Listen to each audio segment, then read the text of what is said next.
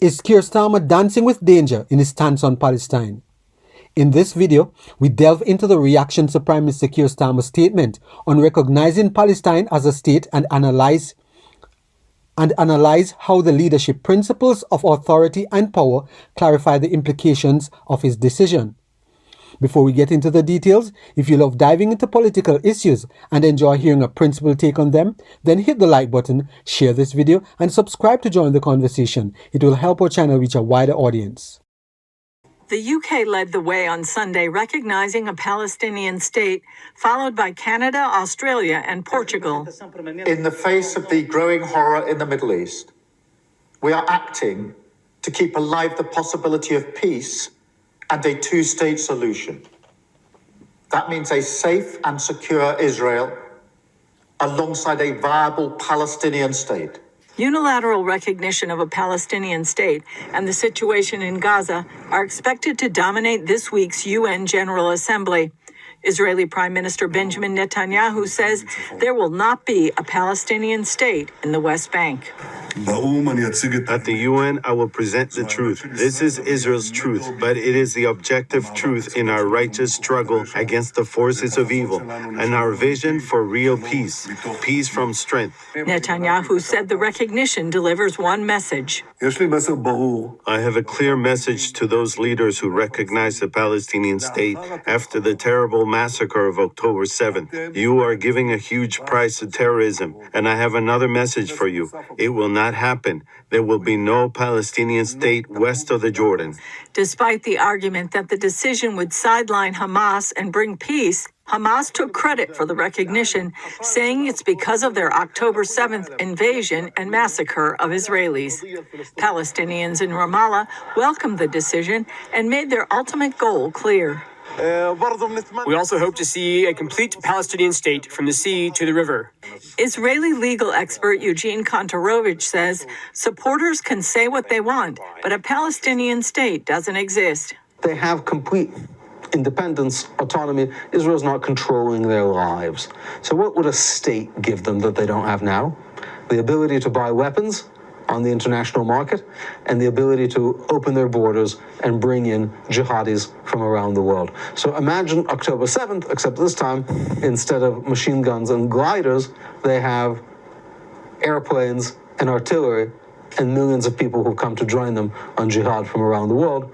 Therefore, he says, Israel cannot allow the establishment of a Palestinian state. In Israel, there is talk of extending Israeli sovereignty over biblical Judea and Samaria, also known as the West Bank, thereby preventing the establishment of a Palestinian state.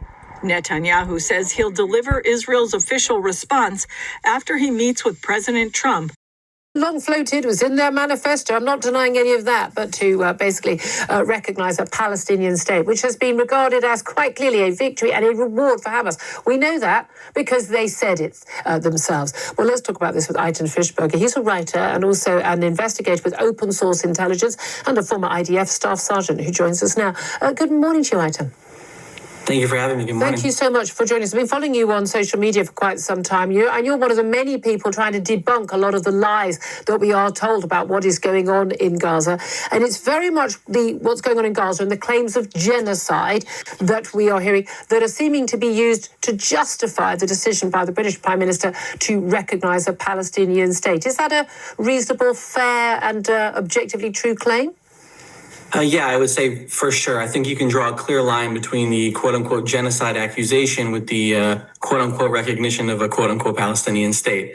You know, me and a few other investigators have been tracking the genocide narrative since October 8th, 2023. So not even 24 hours after the horrible Hamas-led October 7th massacre, you already had Palestinian organizations, anti-Israel organizations, politicians saying, oh, you know, Israel's preparing for a genocide. So they're already planting the seeds, you know, way before Israel even entered Gaza. Yeah, there was a UN motion, I think, within 48 hours condemning the attack by Israel on Gaza within 24 hours of October. Yeah. Exactly, and not just the UN. I mean, obviously the UN, but every so many other countries. Qatar had a statement, condemning Israel on October 7th. China had a statement condemning Israel on October 7th.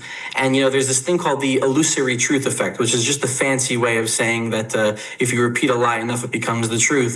So I think there are probably multiple reasons that Keir Starmer decided to recognize a Palestinian state, but that's definitely one of the reasons. Is just this constant repetition of the lie. Well, I mean, Keir Starmer's been branded a modern-day appeaser. We know that the Hamas leadership have made it very clear. They've talked about, this being a reward, this justifying what they did on October the 7th. They've called it a victory for them. Is it? I think quite clearly it is. I mean, they're handing out streets in Gaza. You have, I follow all the Palestinian and Hamas affiliated Telegram channels and social media accounts, and they are over the moon. And, the thing that Keir Starmer doesn't understand is that, this isn't going to score him any real political points. I know that the vast majority of the British public, opposes this move. But, back to your point, I think that what's really sort of amazing in a kind of ghoulish way is that you can really, you really see the line, you see the thorough line, this recognition, a British recognition of a Palestinian state was not on the table on October 6, 2023. In other words, it would not have happened if it wasn't for the Hamas-led October 7th massacre. So, you can say, oh, this move is meant to, it's not a reward for Hamas, but those are just words. Just because you say it's not a reward for Hamas, exactly. Yeah, and if they think it is, then it is. And so what lessons are being learned? Because you say you follow all of these, really quite horrific Telegram accounts. These are the ones that would happily live streamed the massacres, the brutal beheadings and burnings and rapes and the horrific treatment of people in Israel October the 7th, and indeed the taking of the hostages. I mean, we know a lot of stuff happened because Hamas filmed it, despite many people still denying that a lot of this stuff happened. But there's also been a clip, and I saw you put this out yesterday, of Hamas carrying out summary executions. And we can't play, for obvious reasons in the Western media, the full video, but I've tweeted it out because I think people shouldn't look away. 3 men kneeling down, blindfolded. They're accused, I think, of being collaborators with Israel. Who knows what their actual crime was. Big crowds, children in the crowd, and Hamas operatives, quite clearly shoot them in the back, continue to shoot their bodies and execute them, and then everyone cheers and spits on their bodies. This is justice, Hamas Palestinian state. Has Keir Starmer redefined his leadership as anti-Israel, aligning with a so-called Palestinian state, just to posture on the global stage? Does he believe his position grants him the power to meddle in the sovereignty of another nation? The majority of British people reject a two-state solution, recognizing it as a no solution at all. They see through the facade of a few leaders attempting to strip a nation's sovereignty to appease a faction. Imagine if global powers demanded the United Kingdom to surrender its land and status. How would Starmer react? Yet this is the same Labour government that surrendered British territory while still footing the bill. It defies logic. True leadership chooses peace over popularity, but Starmer seems to think his position allows him to override the authority of a sovereign nation. He forgets that his power is borrowed, delegated by the citizens for a fleeting season. Does he genuinely believe he holds absolute power? Has he crossed a line? Or is this Labour government, alongside other global leaders, acting like bullies, assuming they have the right to conquer and displace nations at will? Britain should champion sovereignty, not to reward violence or punish a nation defending its people. Can anyone name a single sound decision Starmer and Labour have made since taking power?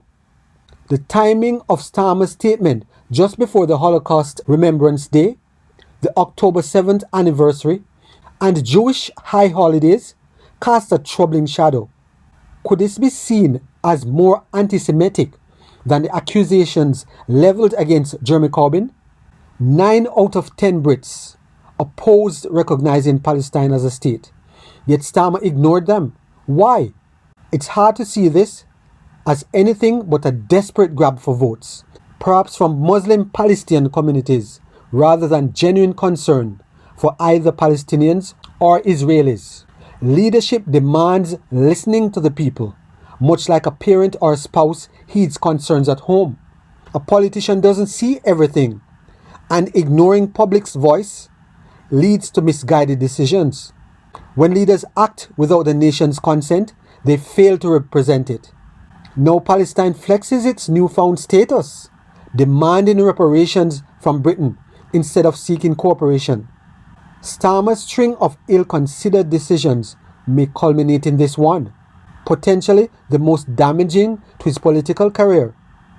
His misuse of authority and power reveals a disconnect from the people he serves, undermining the very principles of leadership. Starmer's leadership faces a reckoning. Britain must respect Israel's right to defend its territory and resist any attempts to strip its land away. Labour must stop meddling in sovereign nations' affairs and focus on their mandate, listening to the British people and restoring safety, prosperity and pride at home. Starmer needs to wield his authority with wisdom, not recklessness, or the public may demand new leadership to uphold Britain's values. Share your thoughts below about how Britain can stand firm for sovereignty and principled governance. If you have benefited in any way from this video, please subscribe, like, share, and be sure to leave us a comment.